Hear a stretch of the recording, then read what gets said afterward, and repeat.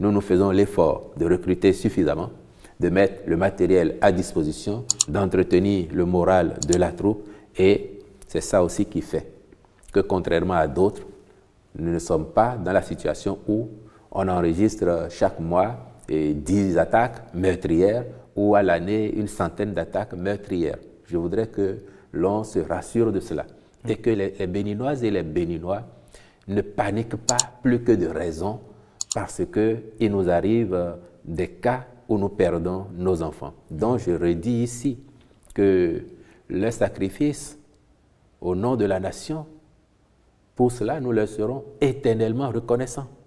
Et ils resteront à tout jamais au chaud dans nos cœurs le souvenir de ce sacrifice-là, que nous ne minimisons pas.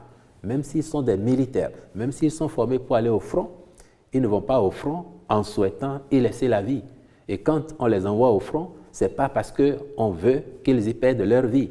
Et c'est pour cette raison qu'il n'y aura pas à transiger avec les assassins qui viennent s'en prendre à nos enfants.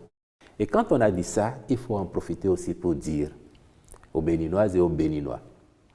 Et il y en a qui sont de bonne foi, qui par exemple, sur cette actualité-là, ont considéré que le gouvernement a manqué d'empathie, le gouvernement n'a pas décrété un deuil national, le gouvernement n'a pas mis les drapeaux en berne. Je vais leur expliquer pourquoi. J'ai dit, et on en convient tous, nous sommes en situation d'asymétrie. On ne le souhaite pas, mais vous pouvez avoir des attaques tous les jours, toutes les semaines, avec des dégâts, quand bien même nous mettons les moyens qu'il faut. Pour nous, toutes les vies se valent. Nous, on sait, et je vais vous le dire avec gravité, on sait qu'il y a des officines